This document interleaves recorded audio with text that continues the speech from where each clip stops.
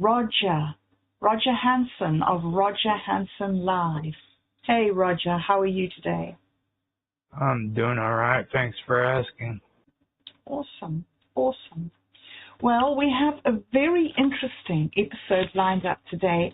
So far, we have taken a look at the relationship between masculinity and femininity, and we have said how that is a cooperative dance between these two forces, this force of rationality and the force of love or nurturance, and how we both have both of those essences within us, that we try to use both of them to achieve a good and ideal life.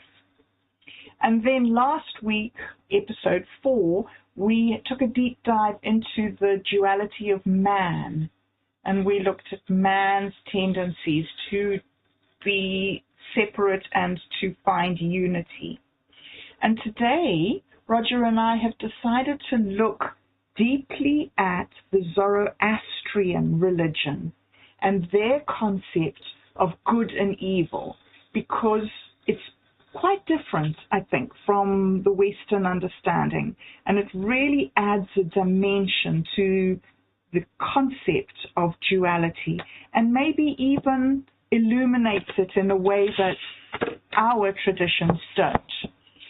So, Roger, thank you again for joining us on this and for being the expert. You yourself know quite a bit about Zoroastrianism, don't you? Well, I have a basic idea of it. Zoroastrianism, being honest, most of the people who know a lot about them are like college professors. That's really the best way of saying it. I mean, it's a really complex way of thinking. Like back during the time of Jesus and everything, the Zoroastrians were the equivalent of the 3 wise men when they talk about the birth of Jesus. Right. So these were also referred to as the Magi. Yes. The origins of magic, all of that. So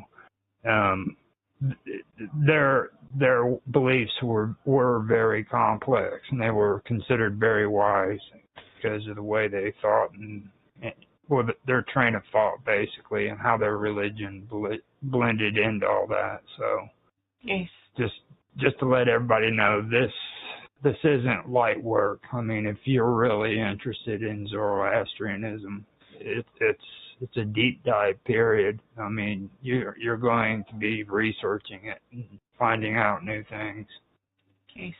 It sounds to me like it's a very, very idealistic. No, that's not the right way to say. There is a very big component of idealism in Zoroastrianism. The basic concept is that ultimate truth is this idealized reality. Is that right? The best or the better word for me to use would be there's a Zoroastrians. They allow you to see the world through certain abstract concepts. So it's more of an abstract or different abstract concepts, like through poetry, through freaking art, things of that nature. You know what I mean? That's more along the lines of how I'd put it. It's very interesting how all of it blends together. You know? Yeah. So today we're just doing a very brief overview, just to give a sort of a general idea. But the details are much, much more complex, and we can't cover it all just in one show. Right. So I know nothing at all about Zoroastrianism. So it's going to be very interesting for me. Who was it who set this up? Is there an original prophet or something that you have in the Zoroastrianism way of thinking? I'm not Zoroastrian, So I'm not offended by saying this, but it might offend some people who do believe in it. But I can go ahead and say it because I've done the research, okay? Yeah. But Zarathustra was the person who originally came out with a lot of the concepts that created Zoroastrianism. But Zoroastrianism actually goes back to an origin which connects Zoroastrianism with Hinduism.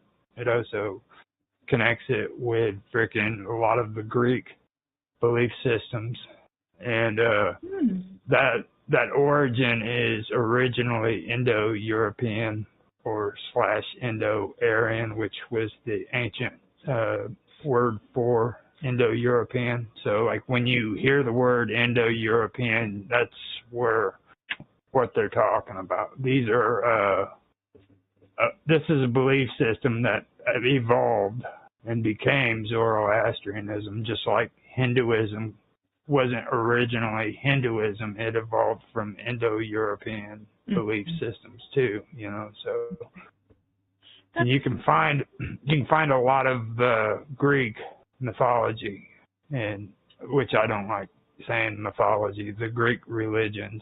Yeah. You know, you can see a lot of their beliefs coming out of the Indo-Europeans too. So gosh, that's fascinating. That's where it actually originated from. But Zarathustra was the one who started the Zoroastrian religion. So he sort of took those basic fundamental concepts and he refined them into this way of thinking. That's he created what was called the Gothas, or the Gothas. Wow. The Gothas. I don't know. Right. So that's sort of like the basic Bible, I don't know, what would you call it, holy scriptures of the religion? Yeah, the Yasna, it's the Zoroastrian liturgy. Now, they're arranged in 5 different modes for meters, however you want to call it. Yes. Now, they, like I said, they have different modes, and the structures is what is it? Ahanazati, Ashtavati, Sinta Menu, and Vohu Vistragatha. And then you have Bahishto Ishti, which is probably mispronounced. I'm not very good with pronunciation. I think I've said this before, but I want to re-say what I meant before. But the Ahanavati Gatha, it has 100 stanzas, 3 verses, 7 plus 9 syllable meter. And then the Ashtavati, it's having happiness is what that is, and it has 66 stanzas, 5 verses, 4 plus 7 syllable meter. Then you have the Spenta Menya Gatha, and that is bounteous spirit, and that has 41 stanzas, 4 verses, 4 plus 7 syllable meter. Then the Bahu Yashatra, and that's good dominion. That has 22 stanzas, 3 verses, 7 plus 7 syllable meter. And then Vahishtu Ishti Gatha, and that's best beloved, and that has 9 stanzas, 4 verses, 2 of 7 plus 5, and 2 of 7 plus 7 plus 5 syllables. Gosh. So that's poetry. That's quite strict poetry. It's not just stories. Mm-mm. That's interesting. So do you know why he chose to give his teachings in poetry? Has that got something to do with how he thought about the world? This goes back to what we were talking about in the earlier episodes when I mentioned Zoroastrian at first, okay? The strange thing about Zoroastrianism and why I'm so fascinated about it is because, like, when you read, like, basic writings of Zoroastrianism, you can, and you know what you're looking for, you can find the female aspects written into the literature, okay? Into the original literature of Zoroastrian, even though what they're saying is the masculine aspects, you know what I'm saying? So you have a blend of the feminine and the masculine going on there. Gosh. Can you give me an example of that? How exactly? Well, poetry. Right. Poetry is a perfect example. You know what I mean? And the beauty of poetry and art and everything like that. I mean, that's straight the feminine aspects. You know what I'm saying? Like, and then you have the virtues. We went over the virtues with the Christian virtues, you know what I mean? Things of that nature. Now, for me, where it gets complicated is what we were discussing last week when it comes to the difference between duality and dualism, you know what I mean? Because that's the best I can make out of it is dualism is when things get frustrating. Right. You know. Right. So. So in one of the very first episodes, when we just first touched on the idea of Zoroastrianism, you mentioned that they had a different concept of good and evil. We have this idea in our culture that love will always win and good is more powerful than evil. But from the Zoroastrian view, I think you said that both are equal in the duality. There isn't one that's more important than the other. Right. Now, with Zoroastrian, let me also point out, too, that the one deity that stands above all the other ones is Ahura Mazda, okay? Right. So, when it comes to understanding this, you have to understand that Ahura Mazda created what's been referred to as the ideal world, okay? And I believe he called it Asha, all right? So Ahura Mazda created Asha through his mind, and that's the ideal world, which is from his mind, which means it hadn't been introduced into the material world, okay? It was created purely through thought, and the ideal world is the perfect world where frickin' there's nothing that's in conflict with one another. You know what I mean? There's no chaos. So there's no duality there. It's just perfect unity. Right. Interesting. And you and Otto were talking about that on your episode, which I don't want to be like a scene stealer or nothing, but I'm going to do it because I'm a rebel like that. So. Do it. But you guys were talking about wanting to go directly to the source. You know what I mean? And he was explaining to you from his perspective what you were doing, okay? Now, in Zoroastrian, in your comment section, I mentioned it, that what they call that is the good mind, okay? Right. Okay. And the good mind is the goodness. That's where you focus on the good, where Otto was telling you that if you focus on the good, then, you know, you're going to be more likely to be influenced in that direction. Mm-hmm. You know what I'm saying? Yes. Now, that's a Hindu belief, but it links to the Zoroastrianism, and both of those go back to an original belief system that's Indo-European. Mm. Mm. You see what I mean? Yes.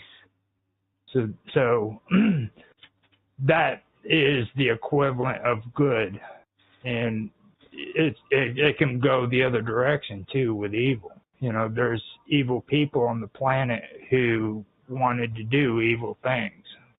Mm-hmm. And the reason why they wanted to do evil things was because they were focusing on the evil aspects. Interesting. Gosh, how interesting. So, was Ahura Mazda, was he like the equivalent of Zeus, the king of the gods? No, he would be the guy that took Zeus for walks. He would be the one that put Zeus on a leash and walked him around the block. I see. Oh, okay. Now, Zeus would be the equivalent of the spirits that are in the material world that influence Asha. Right. Now, see, the ideal world is in Zarathustra's mind, and he introduced it into the material world. And what happened is the moment it was introduced into the material world, then the ideal world became corrupt. It became tainted because of the spirits that were in the material world. Some supported Asha and some opposed Asha. Mm-hmm. Mm-hmm. Mm-hmm. Okay. Yes. Yes. So that's where you get the conflict and you get reality, what's real. So Zoroaster, in his mind, created the Asha. Right. Is that right? So who was Ahura Mazda? Was Ahura Mazda outside of Asha? Or was he created when Zarathustra created Asha? Now, he is the creator deity, and he's supposed to be God of the sky. Okay. He's God of the sky in the ancient Iranian religion of Zoroastrianism. That's where it comes from, is Iranian. Mm-hmm. And a lot of people don't understand, like, the idea, or the name Iran is actually originally Aryan. Wow. Okay. And it was changed over time to Iran, but Indo-European, Indo-Aryan. That's where the term Aryan came from. And I think we had the conversation the other week about Nietzsche.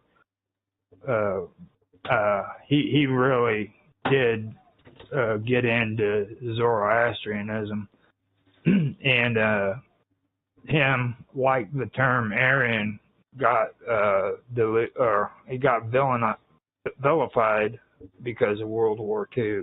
And last week, I know I kept saying World War I, and I always end up doing that, but I wanted to clear it up too this week that I meant World War II. You know right? What I mean? Yes. But they both got vilified. So when most people hear those terms, they think bad thoughts about them. And the truth of the matter is these words go back a lot farther. You know what I mean? It's not. So. But anyhow, that's where it comes from, is from Iran. Now, he's the first one and most frequent one to invoke spirit in the yasna. Okay, and the yasna is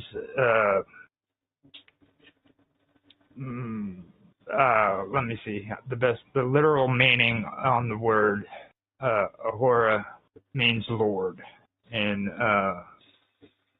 then Mazda means wisdom. Okay, so that's basically what it comes down to. So you've got Ahura, Mazda. Ahura means Lord, wisdom. Yeah. So the Lord of wisdom, right? Yes. So the Lord of wisdom, and the ideal environment, the unity is truth. And the Lord of wisdom rules in the kingdom of truth, so to speak. Yeah. Wow. And that's the whole purpose behind the concept of Asha. Okay, because Asha by itself automatically, I mean, that's what it says. It means Asha means truth. Right. Yes. Okay. So is this why you were talking about the gathas? Is it gathas? The poems. Is this why this religion is explained in poetry? Because of these abstract concepts? Yes. And then they go even farther. I'm not too familiar with their belief system on this, but like they have they're the ones who started the eternal spark. If you've ever heard of that before. Yes. That came from Zoroastrianism. As a matter of fact, they have temples where they have fires that supposedly have burned for like 2,000 years, where priests feed them fuel to keep them going. So wow, an undying fire. Yes. So I don't know for sure if they actually kept the fire going, because accidents can happen, you know. But wouldn't that be cool, hey, to have a 2,000-year-old fire? Yeah. It makes you think, doesn't it? It like just to have. It must be amazing to go there and stand in the presence of a 2,000-year-old fire. It must open your mind up to all sorts of possibilities of thought, of understanding. Mm-hmm. And now, the word Asha, like I said, means truth. Okay. Now, the notion of truth is the totality of division of ideal existence, and the relationship of all things in perfect harmony, so that nothing occurs at the expense of something else. All right. Mm-hmm. And that is also connected to the idea world. All right. Yeah. So nothing occurs at the expense of something else. So you don't freaking, in the ideal world, you don't kill somebody because that's going to take away their life, and it'll also freaking affect their family. Mm-hmm. It'll also, you know what I mean? Things like that. So in this ideal world, nothing occurs at the expense of something else or someone else. Yes, yes. So the idea that something harms something else, is that what we would consider sin? Like something that's damaging? Is that their badness, their evil? Yeah, that's the evil. That is well, we said good and then we said evil. So when you think of good, you think of the the good mind and you think of the ideal, Mm-hmm. the ideal, world. Okay, yeah. The perfect state of being. Right. And in the material world, that ideal world is tainted by spirits that don't or that oppose Asha. That oppose Asha, right? They oppose the truth, and in the good mind and the ideal world, there everything's in perfect harmony. You know what I mean? The notion of truth and the relationship of all things is in perfect harmony, like I just said. You know what I mean? Whereas when it comes to the bad and the evil things, that's when the ideal world meets the material realm, and all of a sudden these spirits that oppose Asha are in conflict with it. You know what I mean? So when it comes to that, I don't know if you would call it sin as much as just things that happen that oppose the ideal world.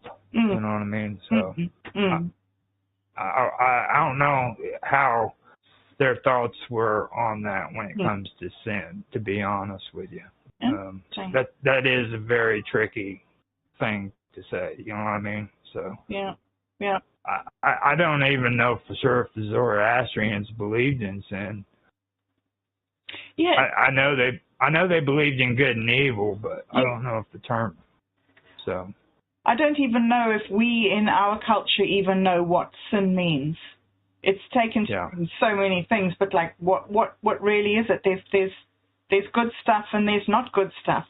I think this is very interesting how he defines goodness and as being ideal and existing in your mind as an abstract.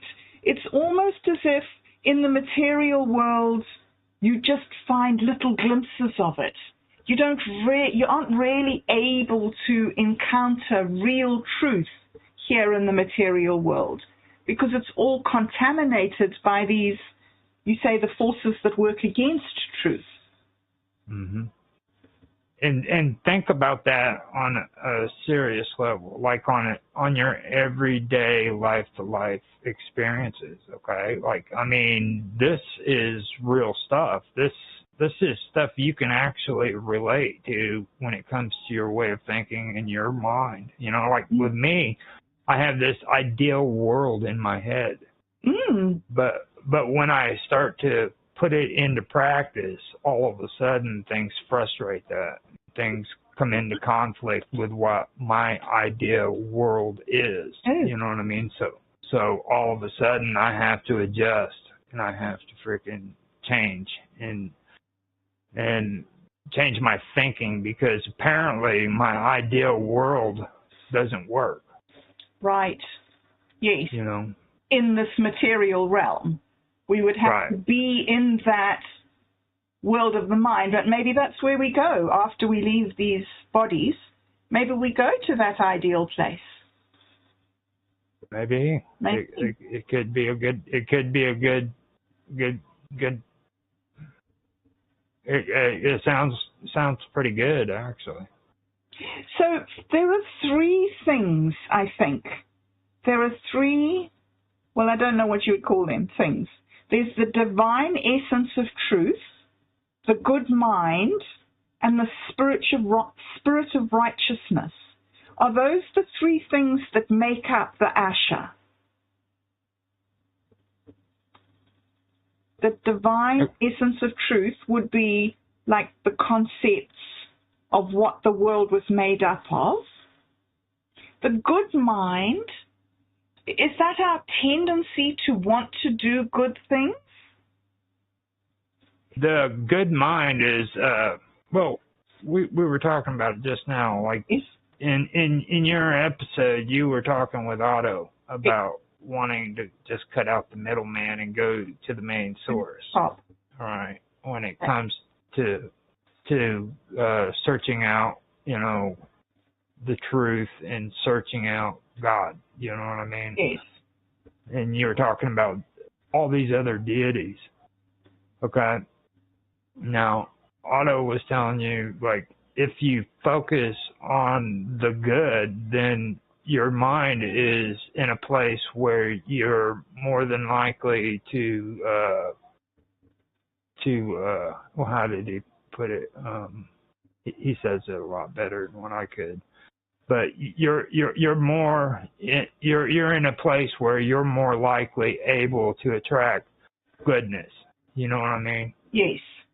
Right. So when you're in that good mind and doing good things are going to happen, and good things are going to be around you. You know what I mean? That's the good mind. You create the goodness within your life by having that good mind. Okay. So would that be then, I don't know, that's making me think of like what the hippies used to say was good vibrations. Like. Oh, I'm not a hippie. You know what I mean? I've been called a lot of things for talking about this. Don't call me no hippie. No, I'm just trying to say that, like, does the good mind, it sounds to me like the good mind sort of means like making good vibrations, making good thoughts, focusing on, I don't know, what Otto would call, I think, the realm of the devas. Yeah, that would, I believe that's what you guys were talking about too, the devas, weren't you? Yeah. Okay, now, the devas in Zoroastrianism would be the spirits that promote Asha. Okay. Right. Now they're the ones that are for the goodness, right? Yes. Okay. Yes. So the one. Yeah. Sorry. Go ahead. John? Go ahead. I was going to say, are there spirits like demons that fight against the Asha? Yeah. There's two forces or vectors, okay? The spirits that promote Asha and the spirits that frustrate Asha. Yes. This is the dualism between good and evil. This is what the evil or the spirits that frustrate Asha are what taints freaking the idea world, the world that was created within the mind of Ahura Mazda. Yes. Okay. Yes. So whenever you're going through your day-to-day life and you're feeling frustration, that is being caused because of the evil spirits that are frustrating truth in your mind. See what I mean? It's the things that are blocking you from the truth. Yes. Yes. So it seems to me from what you're saying that it's sort of like our responsibility to have the good mind in ourselves, to create it for ourselves. Or I believe that is. I believe that that's really what it comes down to when you're talking about Zoroastrianism. I think that that each person should look at the world as a moral reality. You know what I mean? It's about our morals and what we want in our life. You know, like the good. If you want good things to happen in your life, then you need to focus on the good things. The bad things will happen, but that doesn't mean that you stay stuck in the bad. You know what I mean? There's always a way out. You just have to look for it. And I've had experiences in my past where I've had bad things happening, okay? But there was always a way out. There was always somebody around that had a good heart, you know what I mean? Or stories that I could listen to that had a positive twist to things, you know? I see. So, aha. So that's the good mind, searching out right. those positive things that see you through. Exactly. At least that's my interpretation of it. And a lot of even in today's world, a lot of people like to call it moral psychology. Yes. You know, that's a good way of looking at it too. That's what it comes down to, moral psychology. You know, for everything that's good, there's something that's opposite to it, and everything that's bad, there's something that's opposite. You know, and I seriously believe that two opposites can occupy the same space. Right. So yes. So if you have something bad that's going on in your life, then you need to replace that with the good, something that's good to take its place, because they both can occupy the same space. That's both physical and mental. So for people listening to this who have encountered negative stuff and stuff that's dragging them down, and hardships and trauma and dramas and those things that tend to make life so miserable, what would Zoroastrianism advise a person like that to do practically in order to find this good mind? Well, first, one thing I have to say, and this is my take on it, and it kind of blends into what we're talking about with the good mind, okay? But first, what I got to say is, you know, you're not responsible for the things that happened yesterday, a week ago, a month ago, a year ago, okay? You're responsible for what's happening right here and right now. Like me and you, we're having this conversation, and we're in the now. So this is what we're responsible for, okay? That's very important for people to understand. What's happened has happened. Now this is where we can either freaking stay in that, or we can change our thinking, and we can focus on the good, okay?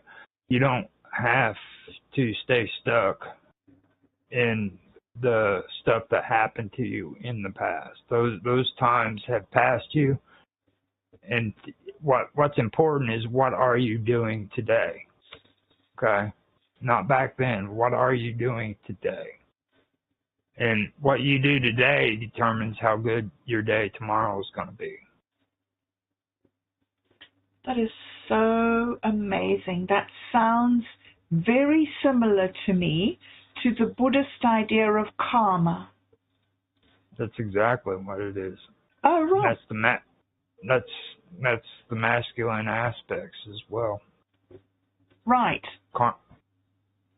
And we all have a responsibility to ourselves, okay?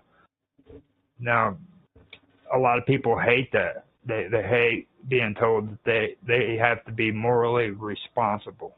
But the thing of it is it's like, okay, everybody loves to talk about, oh, I love this person, and I love that person, and I love this person, but nobody ever freaking wants to talk about how they love themselves. Now, if you can't love yourself, then you can't love anybody else, okay? So first you have to learn how to love yourself before you can properly learn how to love other people or other things. If you don't take care of yourself first and show yourself love, then you're not going to be able to freaking show love to another human being. So it's really about taking responsibility for yourself and treating yourself with kindness and compassion. And love. And love. It's an inside job. Wow. And I've been saying it's an inside job since we started doing all this streaming stuff. I mean, and everybody just kind of like blows it off like, oh, whatever. You know, and it always pops up whenever we're talking about love too, like, because like what really gets me is like everybody thinks like these outside forces are what creates love. You know what I mean? Like this woman, she came up to me and she just had the beautifulest eyes. I fell in love. Yeah, you know, I mean, like her beautiful eyes are what influenced me to where I freaking fell in love. No, you felt love genuinely within yourself. Okay. Mhm. Mhm. Now that doesn't necessarily mean she reciprocates. Like it doesn't necessarily mean she loves you too. You know what I mean? It could be a one-way street, but you still felt love. Yeah. Yeah. You know what I mean? And then there's people that'll even go farther. Well, since she didn't love me, it wasn't really love. Yeah, it was really love. It's just you're the only one that felt it. Yes. Yes. You know. It just wasn't a relationship. Right. It wasn't a two-way street. Yeah. Yeah. You know, we all feel that, and it's what I said. You know, because I really don't want to go off topic too much, but I just. You know, what I was getting at was it's an inside job. It's inside job. Within yourself. Yes. Yes. And if you're not able to freaking learn how to love yourself, then you're not going to be able to properly love somebody else. So first you need to learn how to love yourself and then learn to love other people. Mm. Mm. So let's take a little moment to examine love a little bit more deeply, because when people talk about love these days, it's not actually popular to talk about love. People talk about compassion, but compassion is all the mushy things, the feeling things, and that's all the feminine aspects of it. But what you're saying here, well, what I think you're saying here, is that there's a very strong masculine component to love, which is about doing... Hold on a minute. Okay. Yeah, keep on talking. Yeah. I just have to mute. Yeah, you carry on. So what I'm understanding from this discussion that we're having here this morning is that it seems to me that there's a very strong emphasis here on a type of innate ability to recognize what goodness is. And goodness seems to be aligned in this way of thinking with truth. And that seems to be aligned with morality, responsibility, and doing things that don't harm other people. Which I think is very... I'm streaming. Can you please go away? Not you, viewers. You stay here. Sorry, I didn't realize you could hear me. There's no use in muting the... Okay, I got rid of him. He just kept sitting there talking and talking and talking. So, but yeah, I was listening, and yeah, that's basically what the whole concept of it is, you know. Like, and I believe people have like a really messed up concept of what love is. Like you said, they get caught up in the well, I'm not going to say the mushy stuff. Well, you know how we were talking about nature. Nature has both a male and a female aspect. Yes. Okay. People fall in love with the sight of the sunshine or a sunrise or a sunset because it looks beautiful. That's the female aspects. Yes. The male aspects would be the underlying effects, the things that are in play that you can't see. Mm-hmm. All right. Mm-hmm. So you take that and you look at it when it comes to love. Love has both a male and a female aspect, which one part is the beauty of it, the beauty of love. Everybody loves to be in love. Mm-hmm. You know what I mean? The thought of being in love. Yes. But there's underlying things, okay? Like all of a sudden you have to freaking spend time with this other person. You have to freaking listen to them and actually freaking care about what it is that they're talking about. You know what I mean? So that's something that a lot of people don't want to do. That's the morality behind it. So you get into an area, especially where men don't want to hear about it. Like we've actually had these conversations, and it's amazed me some of the comments that I've gotten from it, you know, because I'm a male saying these things, having these conversations with you. You know what I mean? It's okay for you to say it, but I'm saying it, and all of a sudden I've become freaking a person who's homosexual and freaking supports transgender, freaking blah blah blah. Really? Yeah. Gosh. Yeah. Gosh. You know, and that has absolutely nothing to do with the conversation that me and you are having whatsoever. You know. Yeah, absolutely. And that is what I think is the real big problem, is people don't really want to hear it because it hits soft spots within their own being. Like, it's okay for them to say that they love their kids, but then treat them like crap. You know what I mean? So you can say you love somebody and then just treat them like crap, and it's okay because you love them.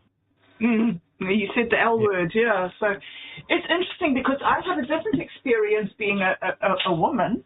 I find that if I speak to women about personal responsibility and doing the right thing and say things like compassion isn't enough, then they come down like a ton of bricks on me and say how I'm unloving and all sorts of horrid things that they say. And so it's interesting that there's this.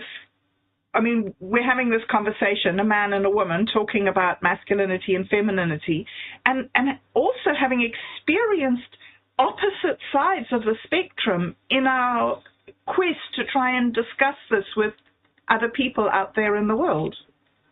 That's fascinating. And see, that is the little bit that I could understand when it comes to like the duality and the dualism. You know, I got a kick out of Do Better last week because he thinks like duality and dualism is like freaking, you know, winning the lottery and stuff, and I kept quiet about it, but I'm like, no, that's not it. You know what I mean?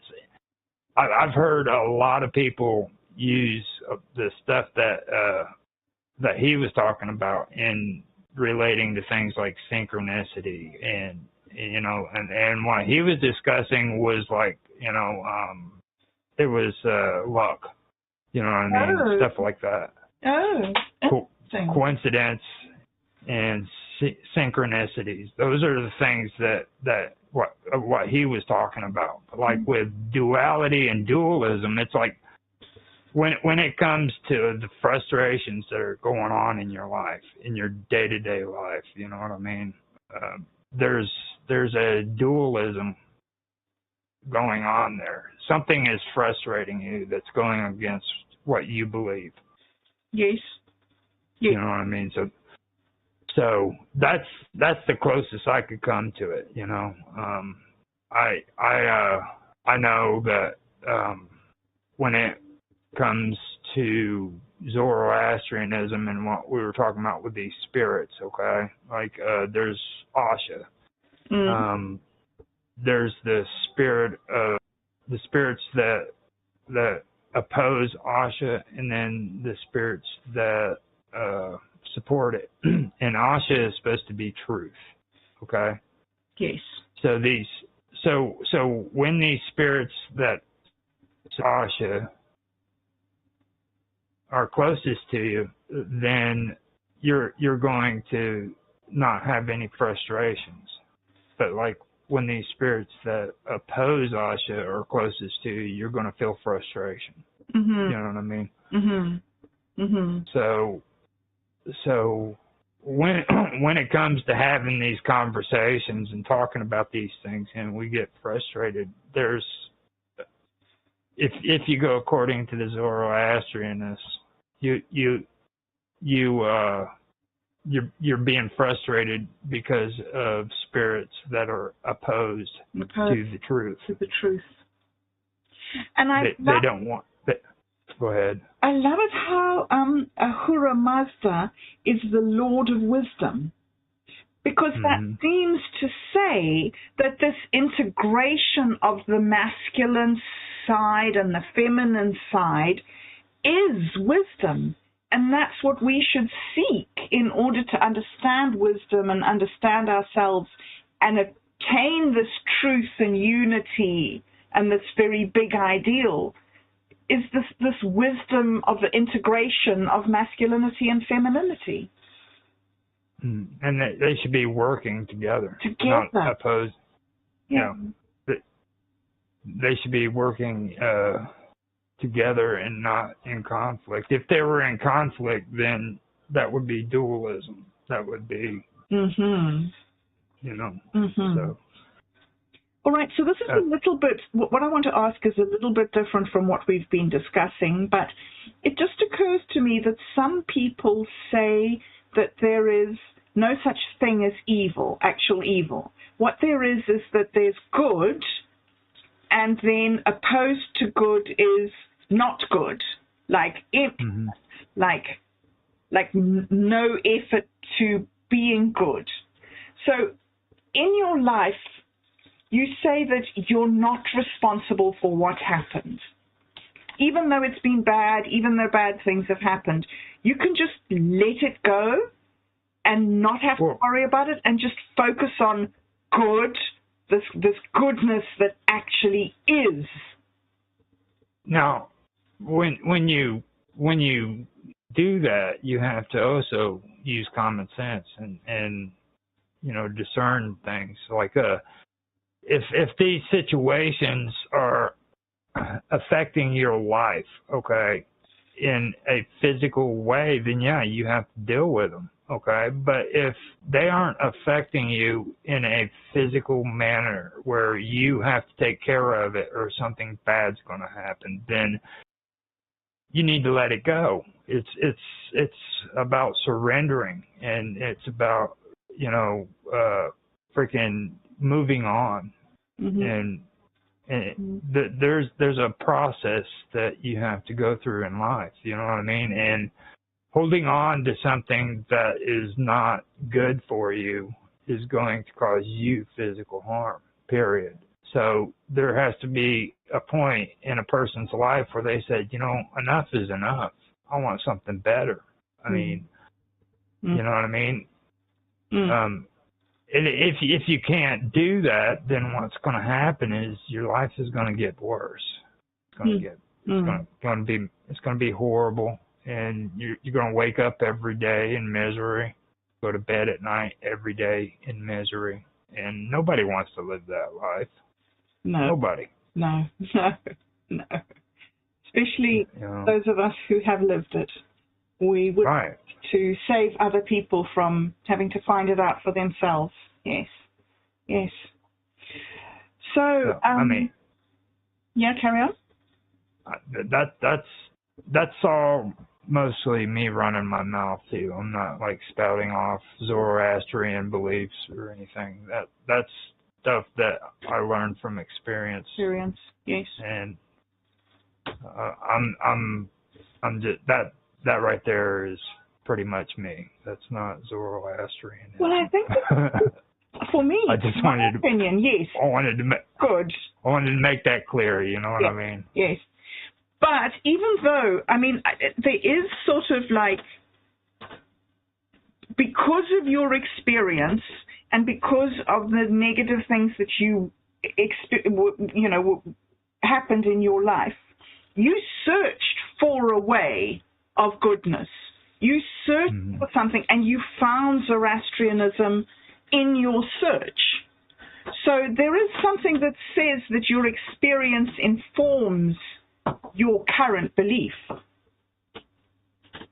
Well, with my belief, I mean, like, I'm not a Zoroastrian, and I don't claim to be a Christian or a Muslim or anything like that. Yeah. But there's certain aspects of these religions that I know are real deep when it comes to spiritual principles. Yes.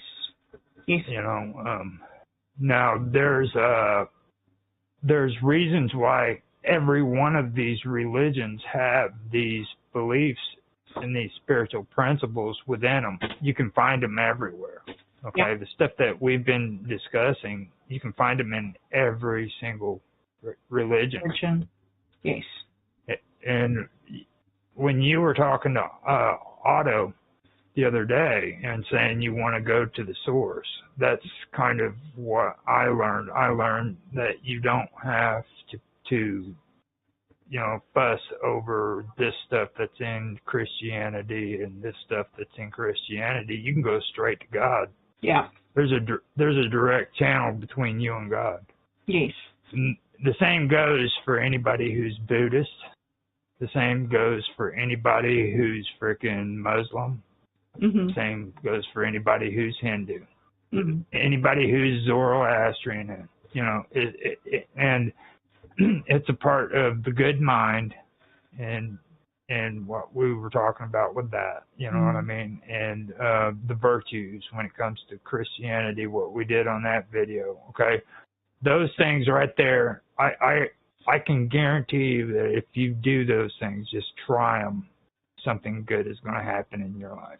Mm-hmm. I know. And it's not because of my teachings, it's because I had to do that in order to sober up. Yes. Yes. Okay. Okay. So I know it works. Yeah. You know. Yeah. Yeah. That's the truth for me because I know it works. I've actually experienced it. The Asha. Right. Yeah. Well, Roger, that is fantastic. That is such an interesting conversation that we have had. And I mean, it raises all these questions about absolute truth and meaning and goodness and spirituality and all these desires that we have to be good people. So I am really now looking forward to the next episode. But unfortunately, we have run out of time today. So just once again, thank you very, very much for your time and your insight and the love that you bring to share these experiences of yours with our audience who also are searching and looking for Asha or truth. And so before we go, do you have anything that you'd like to say just to round off our discussion today?